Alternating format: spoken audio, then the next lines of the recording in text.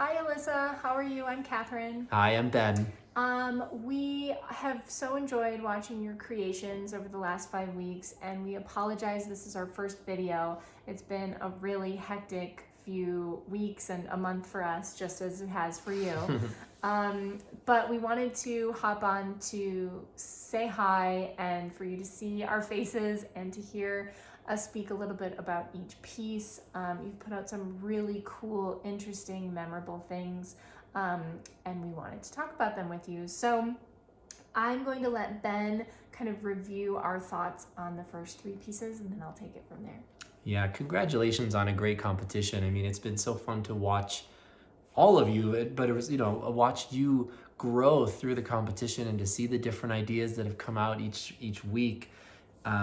Your first week with Caitlin, you really gave her some beautiful steps. We saw a lot of great skating, and it made me feel like, oh, we're watching, this is what you would choreograph for competition. I think we were hoping to see more of your kind of personality coming out, and the way that you were choreographing to the music.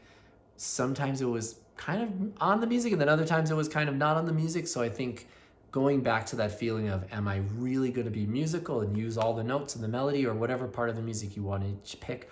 Or as the criteria says, am I rejecting, no, I'm doing my own thing and the music can be there, and that's a real conscious choice. So that was something that left us a little bit wanting more. Week two, you had your embarrassing story, and everybody I think can relate to that idea of, hi, somebody that wasn't for me, and how awkward of a feeling that was. And you definitely captured that.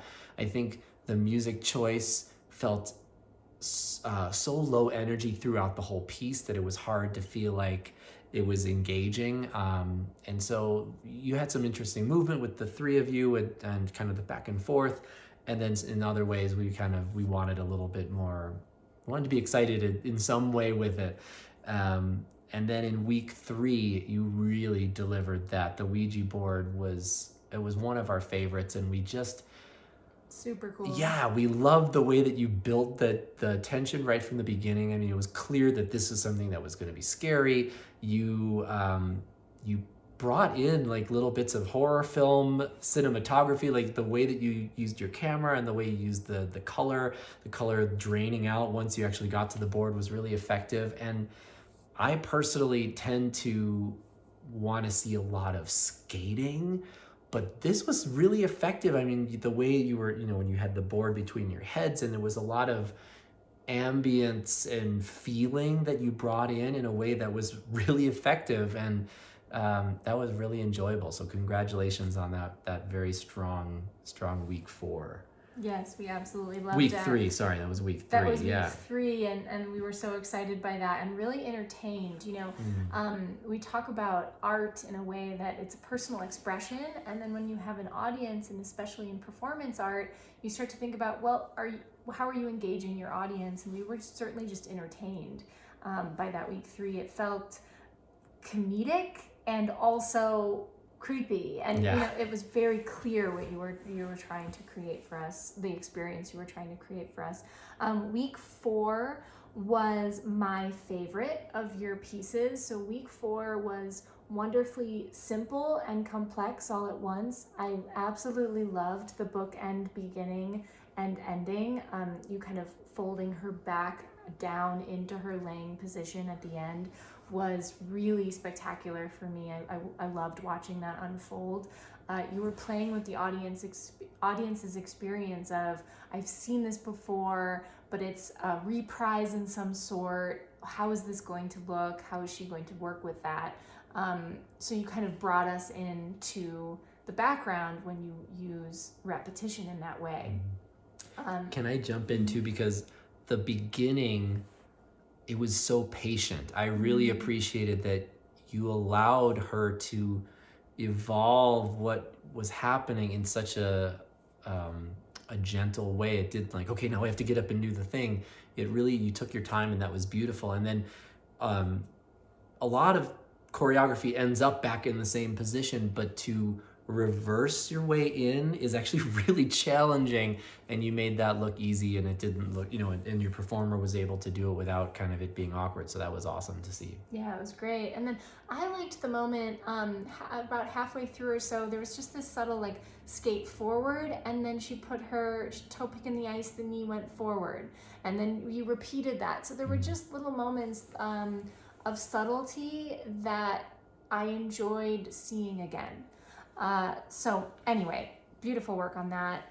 We really enjoyed it. And then week 5, so this week, we want to talk to you a little bit about literal interpretation of lyrics and music. So the beginning of this piece was very engaging. The minute you turned on that tap and the hand went up with the finger, I mean, it's just like, God, that grabbed me. And there was some intriguing movement that you created for yourself. So that right away was exciting. And then we watched a lot of literal interpretation of the lyrics in the poem. And some of that was really fun. So I loved that moment you interjected of the stretch where everyone's stretching. But if we're just miming the lyrics, we start to then, you lost us a bit there. So I'm hoping that if you were to do a second version of this, my thought would be, if you'd like it to evolve, my thought would be choose those moments where you're taking that literal interpretation, choose those wisely, and then intersperse that with movement that would maybe showcase the emotion of the piece more than just the lyrics are saying. So, a lot of them were great, and then some of them felt like we could have tried to do something else. I hope that makes sense. Always email us if you have questions, but generally we want you to know that we're really excited about what you're doing. You clearly have ideas. You clearly have diverse ideas, and that's something that's really important in a choreographic journey. When Ben and I are hired for different projects, it's almost rarely us that are leading the choreographic emotional journey. If we're hired in a show, the director is asking us to create something specific. So the fact that you have a breadth of ideas in many different realms, you can do comedy, you can do emotional, etc. I think that's a skill that's really going to take you far, and certainly something that you should keep honing. So we're excited about what you're doing. Keep going, keep going, keep going. Congratulations.